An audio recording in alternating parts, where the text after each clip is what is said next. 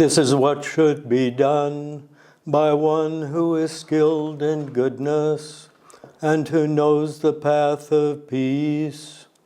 Let them be able and upright, straightforward and gentle in speech, humble and not conceited, contented and easily satisfied, unburdened with duties and frugal in their ways, peaceful and calm and wise and skillful, not proud or demanding in nature.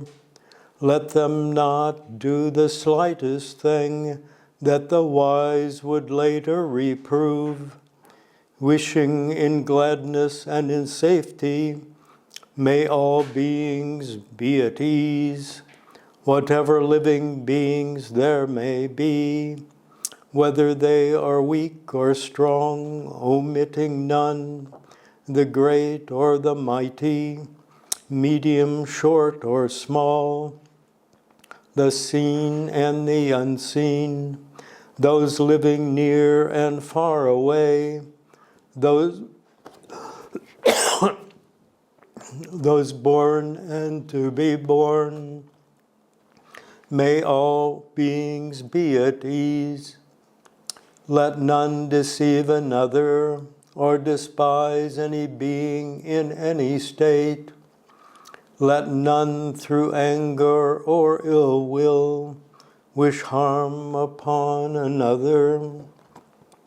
Even as a mother protects with her life her child, her only child, so with a boundless heart should one cherish all living beings, radiating kindness over all the entire world, spreading upwards to the skies and downwards to the depths, outwards and unbounded, freed from hatred and ill will, whether standing or walking, seated or lying down, free from drowsiness. One should sustain this recollection. This is said to be the sublime abiding. By not holding to fixed views, the pure-hearted one, having clarity of vision, being freed from all sense desires, is not born again into this world.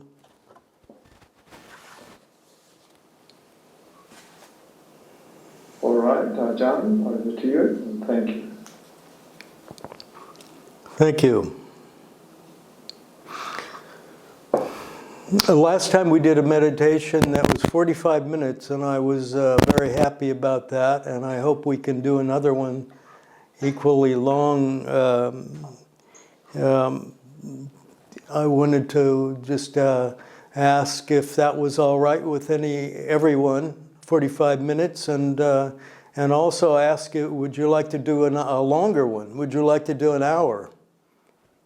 Is anyone up for doing an hour? Or is that a little bit too long?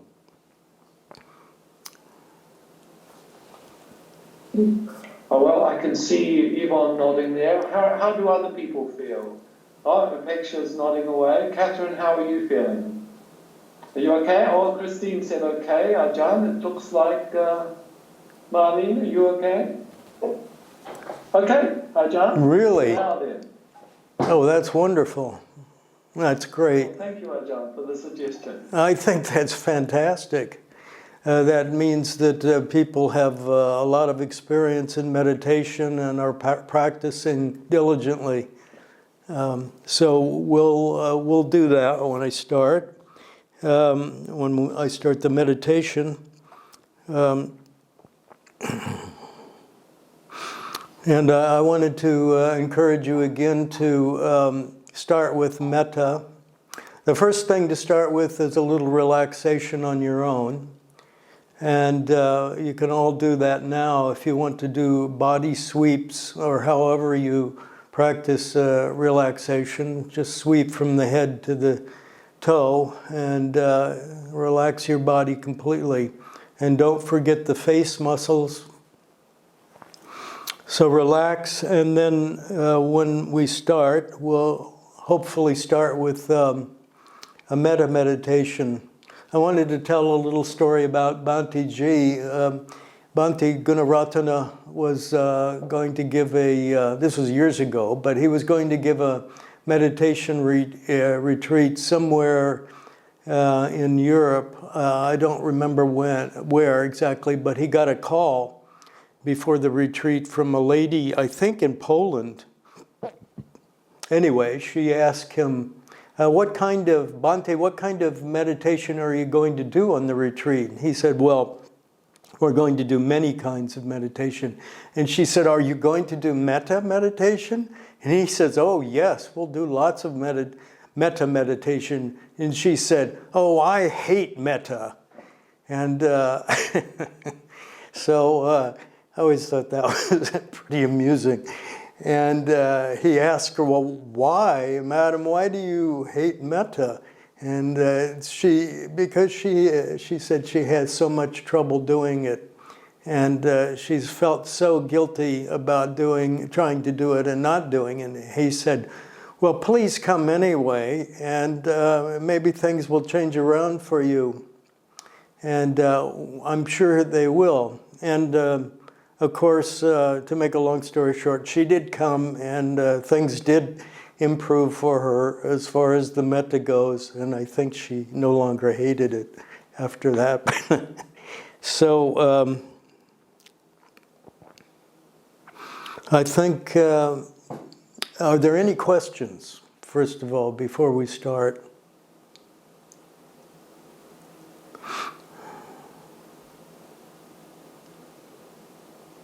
No questions? Or do I not see any? Do not see. All right, then we'll start with about 5 minutes of metta, which you'll do on your own. I'm not going to coach you on this unless you feel that it's necessary. But I would suggest that you follow more or less the sutta that we read. You can direct your metta to the 4 directions, and above is below, and permeate the whole solar system, the whole universe with your metta to all the beings everywhere. Think in those terms and project your metta out,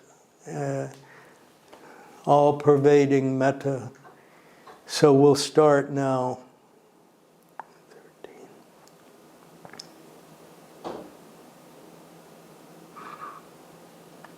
And after about 5 minutes, then you can shift, or you can continue to do metta through the whole meditation.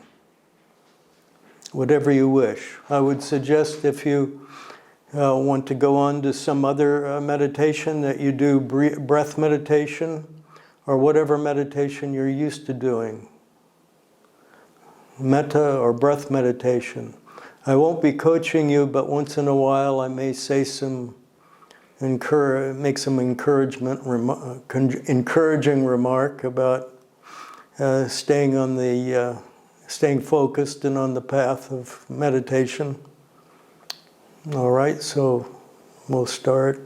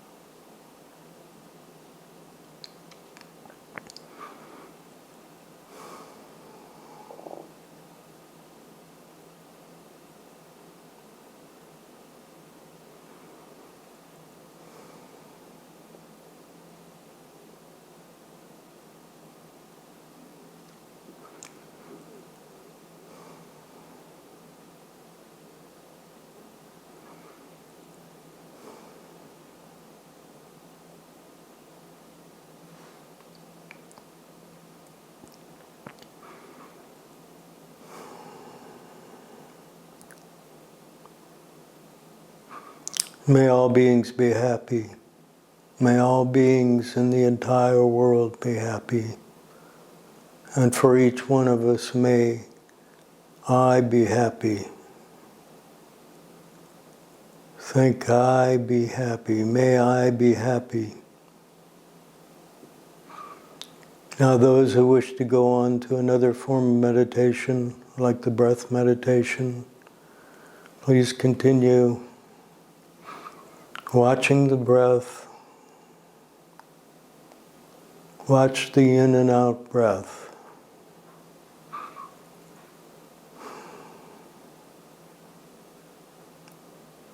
Those who wish to continue with the metta, continue to expand your metta to all the beings in the world.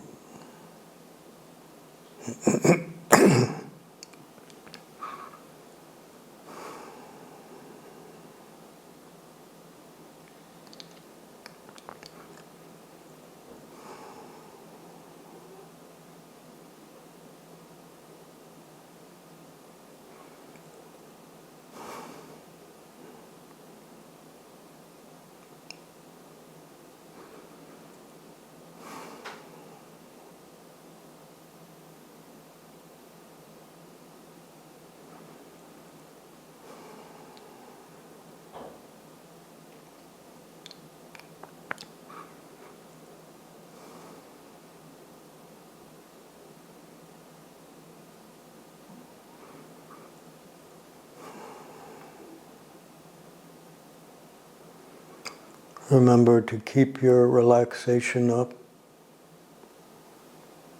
From time to time, check in with your body and make sure your whole body is relaxed. From the top of your head to the tip of your toe.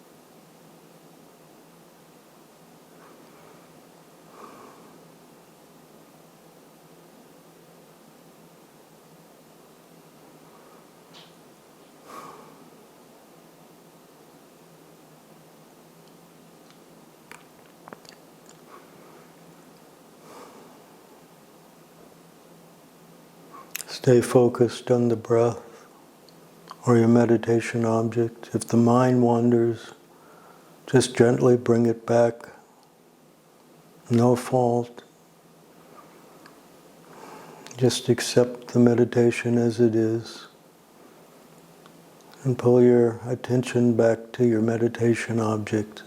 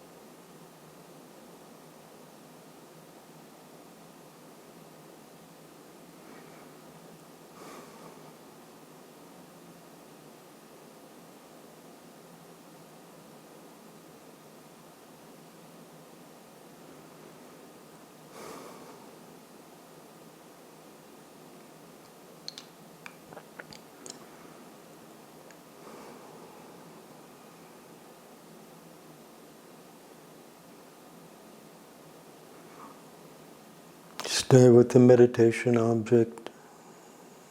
If your mind is wandering to other thoughts, hold to the meditation object. One object.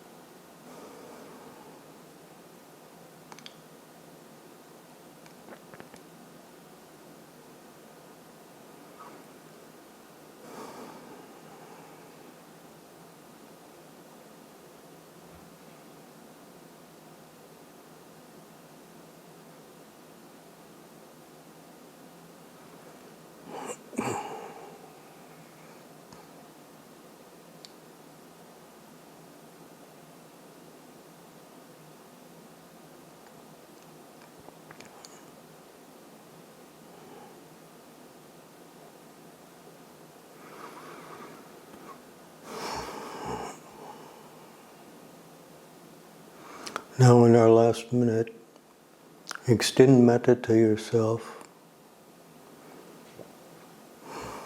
May I be happy.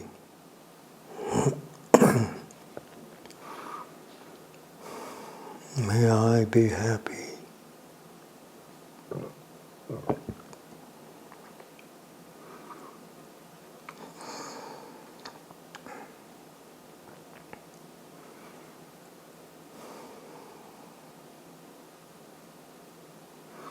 May I be happy.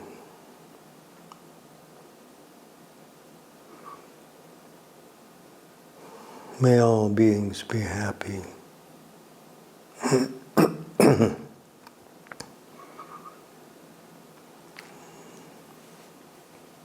Thank you for sitting for a whole hour.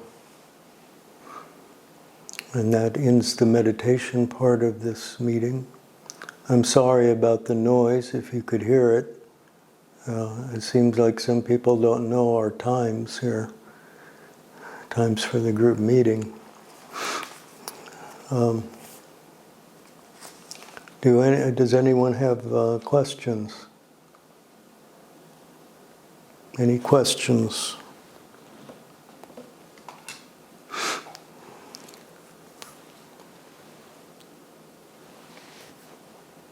Can you all hear me? Yes? Yeah. Yes, we can hear you, Ajahn, and thank you. Ajahn, there's a question in the chat. Would you like me to read it for you? Sure. This is from Apeksha, and she asks, I feel that perceptions about living beings and non-living material is a huge culprit that contributes to cravings. No less perceptions we have helps with equanimity within oneself. Is this correct? Or less perceptions we have with equanimity within oneself. Is this correct? Very complicated question. Yes, I would say in general, I would, if I understand the question right, fewer perceptions, say in meditation, for instance, are going to diminish your greed, your desire, your reaching out for things. Of course, fewer perceptions will do that, and your perceptions will leave eventually. As you meditate, the five khandhas, except for the mind, will slowly fade away, including perceptions. Ajahn Brahm sometimes talks about doing a Zen meditation and just staring at the wall. This was a Zen meditation when he was a student, and the wall disappeared, the perception disappeared. All right, anyone else? Do you think that's a sufficient answer? Chris? Picture has just thanked you, Ajahn.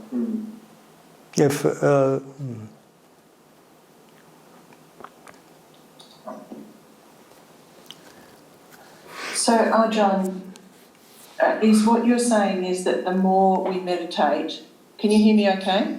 Yes. Is what you're saying, the more we meditate, the more the perceptions will drop away, the more the sensations will drop away? Yes, during the meditation, of course, yeah. is what I mean, yes. Yes, that's part of the idea of letting go. Letting go, also, I can read you something that I was going to read here that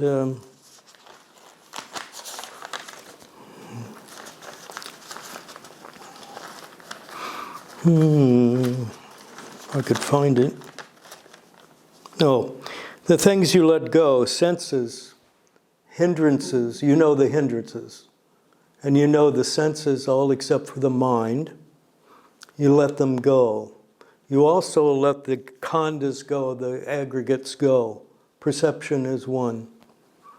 And then you also let go the commentary, the inner monologue, the inner commentary, constant talking. You let that go, and you let go diversity of consciousness. And that's mentioned many times in the suttas, diversity. In other words, you want one meditation object, ekagata, one meditation object, like the breath, for instance. Is that clear? Is that is there Yes. anything else? No, that's very helpful. Thank you. Okay. Anyone else? If not, do you have any more questions in the what did you call it, the chat? Oh, I don't hear you. You're muted. I don't hear you. There we go. I There you- unmuted again, Ajahn. Thank you.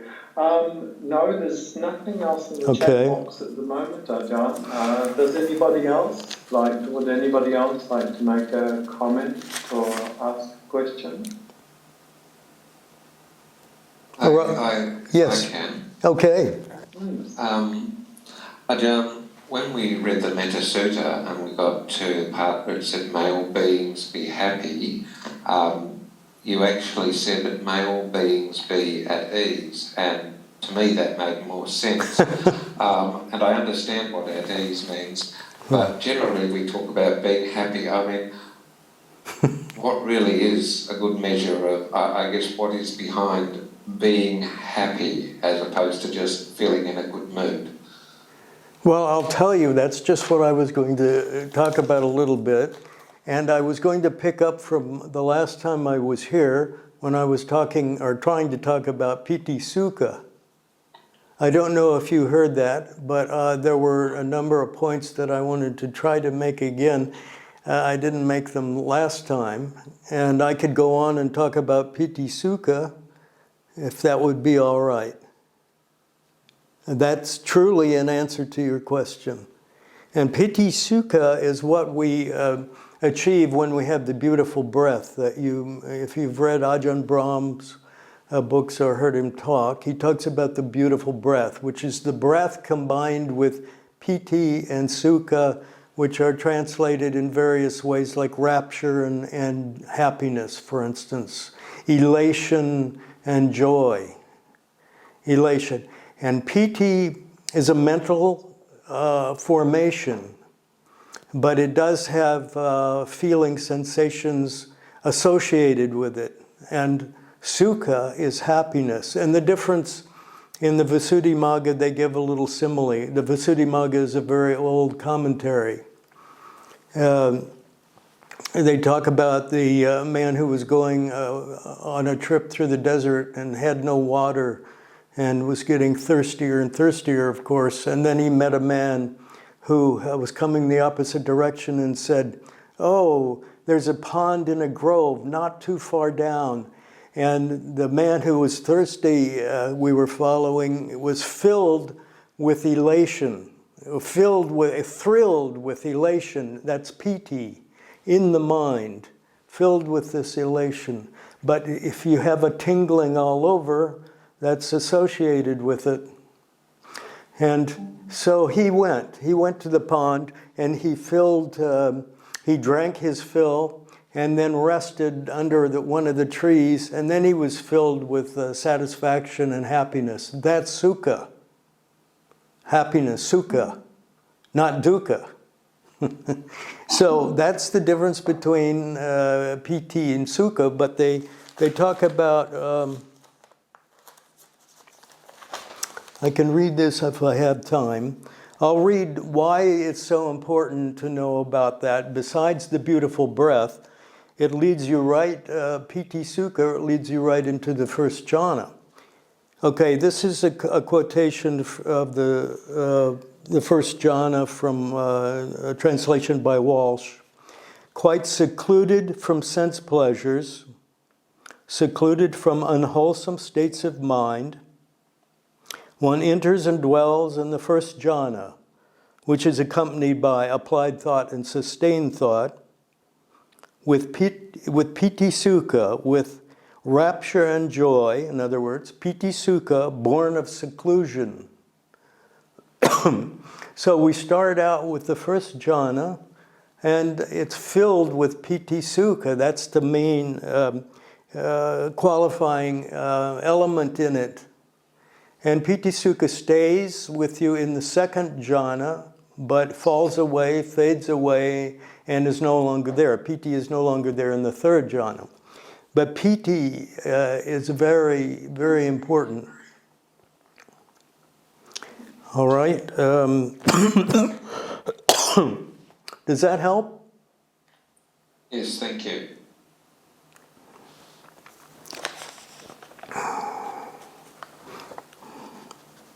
I wanted to give a little bit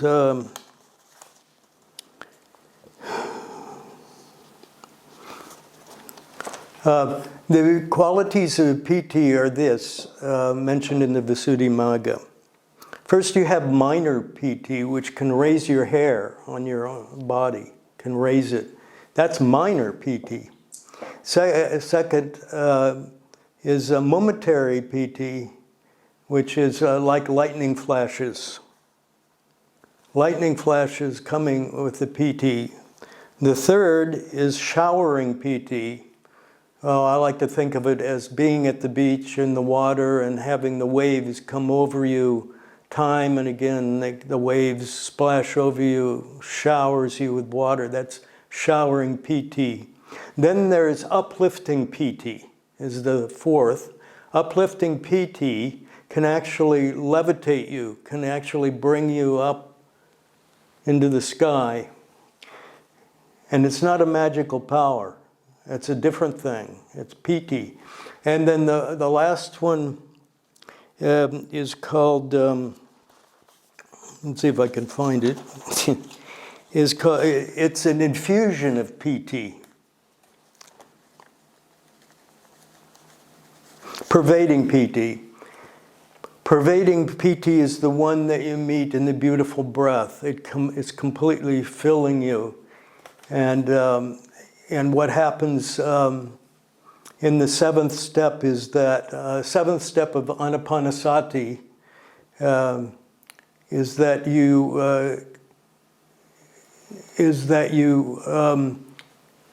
the physical sensations of the breath fade away, leaving only the beauty. So you may have heard Ajahn Brahms talking about the Cheshire Cat in Alice in Wonderland or Alice Through the Looking Glass.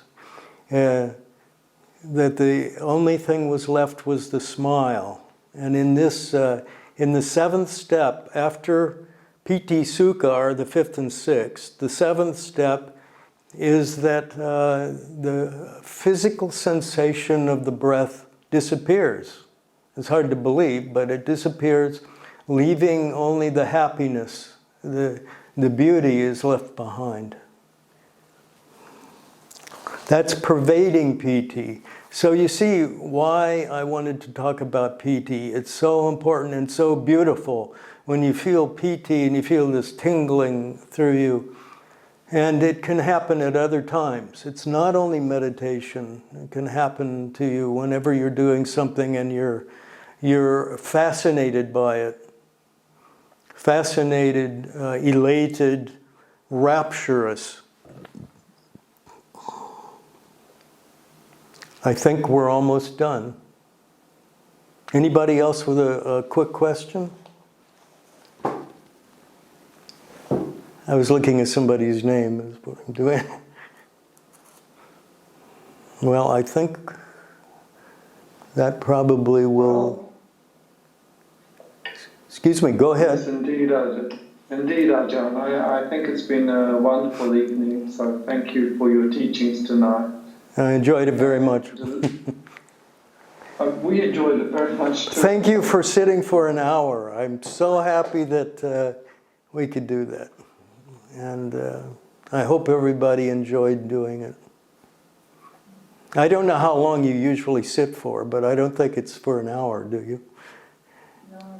No. Well, good. It'll encourage you all to sit for an hour, if not more. All right. I'll see you next time. Thank you. Looking forward to Night. seeing you. Thank you. Thank you. Good night. Thank you, Ajahn. Bye. Good night. Thank you, Ajahn.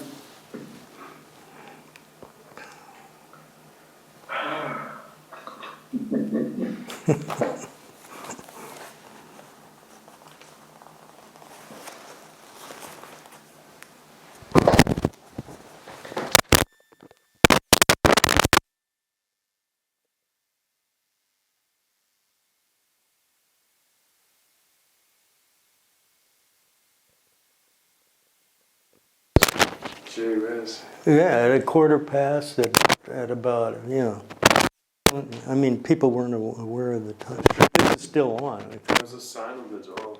Yeah, well, they were looking in, and one person came in here and was looking. I couldn't believe his eyes, I guess. I didn't look at him, but Okay, should be a sign on the door yeah. so people don't come in. Yeah, it's for session. I think they're all on, still on here, so. Yeah. Oh, Yes, what do you we're want? still here, Ajahn. Okay, excuse me. Okay. What do you want me to do? I'll me go what make to sure do. it's all okay. Oh.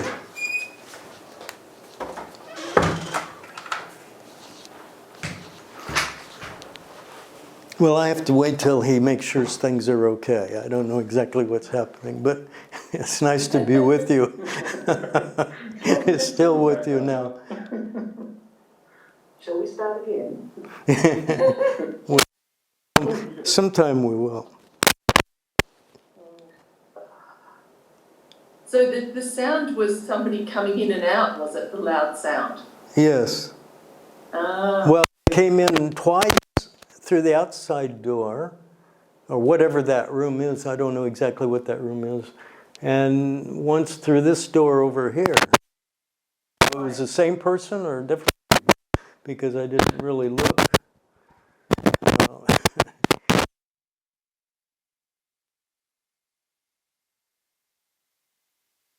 Sorry, say that again.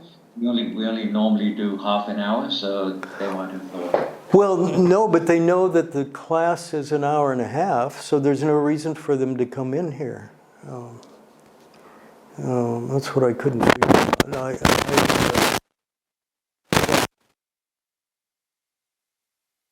I don't know. I can't explain You've it. got problems with your mic now, Ajahn.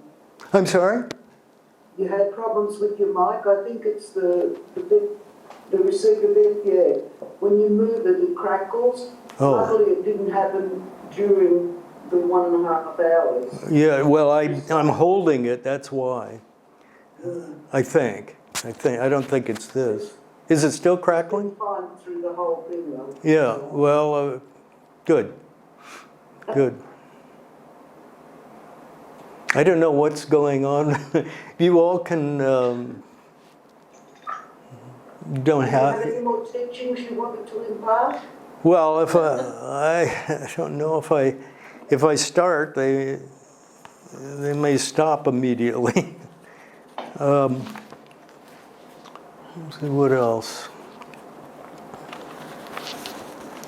I don't get Piti, but when I meditated for that long, I get like all of my body starts getting an agitation, which is more annoying than anything else.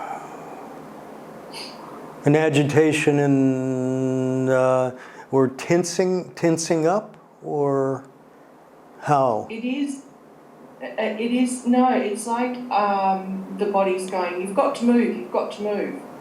Oh. It's like more of a... The mind is just playing tricks on you because it's, you said you'd be there for an hour and it's not happy about it because you don't usually, and just pursue the path and don't worry about the mind, and it'll get used to it. It's like training a dog, sort of. The dog doesn't want to go out, or does want to go out, or something like that. I don't know. Yeah, don't worry about that. That's all right. Just relax. Maybe relaxing more again would help. Yes. The mind is going to do things to prevent you from being peaceful, and that's a natural thing that happens. It's a protection, isn't it? It's like a protection. It doesn't want you to let go. That's exactly it. Yes. It doesn't want to let you let go. And in all those ways that I mentioned. Yeah. Those are the ways, and if you want more information, you know about Ajahn Brahm's book, Mindfulness, Bliss, and Beyond. If you don't know about that, you should know about that, and you can read more in